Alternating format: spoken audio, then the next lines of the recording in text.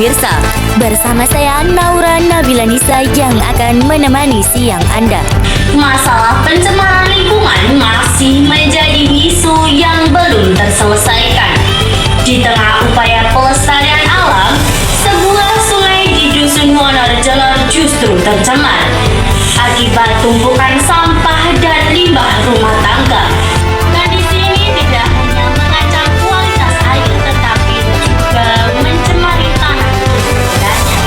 Untuk memberikan gambaran yang lebih jelas mengenai dampak pencemaran lingkungan ini, berikut laporan dari Rizky Agung Kurniawan yang telah berada di lokasi untuk mengamati kondisi lingkungan secara langsung. Selamat siang pemirsa, saya Rizky Agung Kurniawan melaporkan langsung dari wilayah yang saat ini mengalami pencemaran lingkungan, terutama terhadap air dan tanah.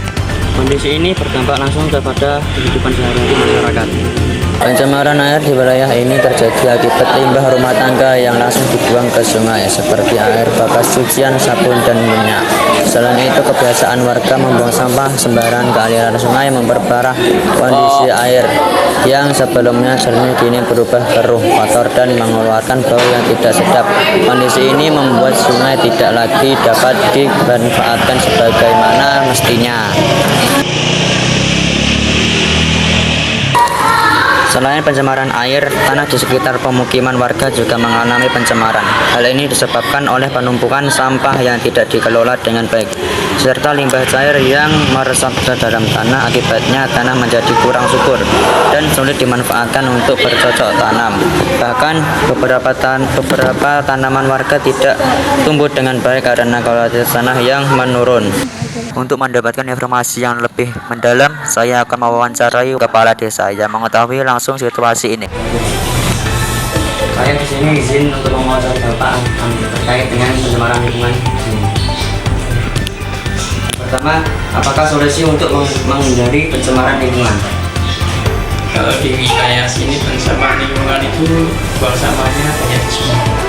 Sehingga untuk solusi untuk mencegah itu diadakan disediakan tempat sampah di masing-masing rumah tangga.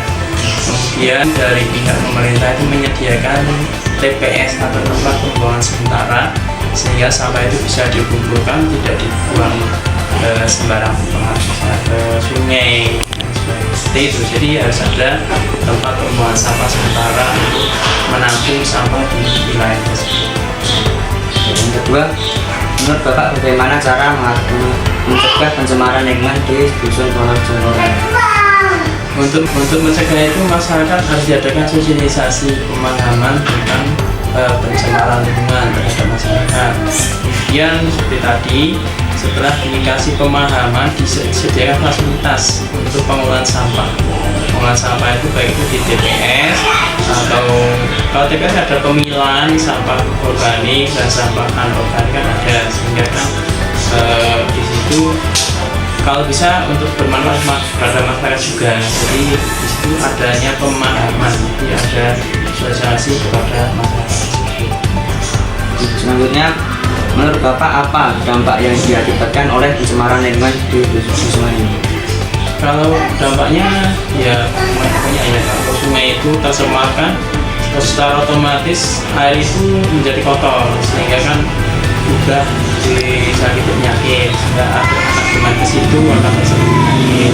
Kemudian sumur-sumur yang berdekatan dengan sungai itu kan juga terserap daripada air tersebut, sehingga kan airnya juga tercemar, sehingga lingkungan atau air minumnya itu tidak sehat. Itu jadi secara otomatis kalau lingkungan sungai itu tercemar, otomatis akan mendatangkan penyakit di wilayah tersebut. Ya Pak, terima kasih atas waktunya. Ya.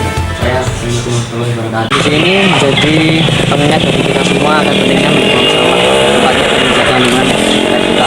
Diharapkan pemerintah dan masyarakat dapat bekerja sama untuk mengatasi pencemaran lingkungan agar lingkungan sehat dan layak digunakan. Dari Dusun Wonorejo, saya Rizky Agung Kurniawan melaporkan untuk Anda. Terima kasih kepada Rizky Agung Kurniawan atas laporannya yang sangat informatif. Terima kasih kepada kepada Rizky Agung Kurniawan atas laporannya yang sangat informatif. Dari pernyataan tadi, Kepala Desa jelas menyebutkan solusi yang menurutnya efektif, yaitu menyediakan tempat pembuangan sampah sementara atau TPS di setiap rumah. Dan untuk cara mencegah, pendapat Kepala Desa ialah Sosialisasi pemahaman tentang pencemaran lingkungan dan disediakan fasilitas untuk mengolah sampah.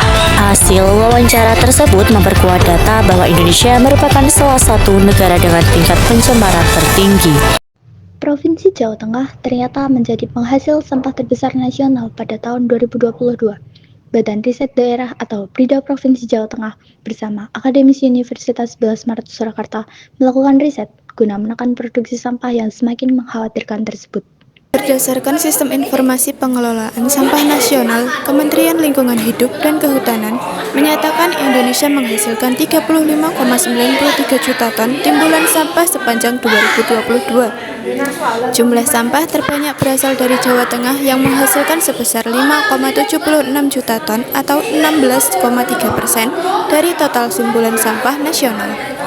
Posisi kedua Jawa Timur dengan 4,95 juta ton, kemudian Jawa Barat 4,89 juta ton, dan DKI Jakarta 3,11 juta ton.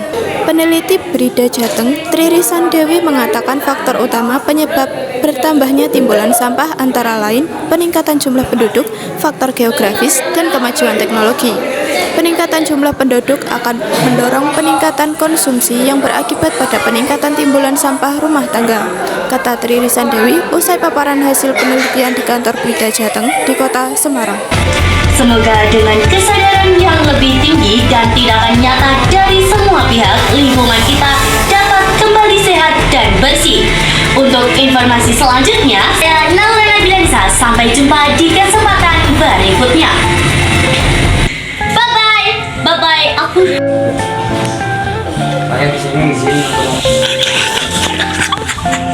antara lain masyarakat ini mana ya? Jaringin. Ini aku berjokok.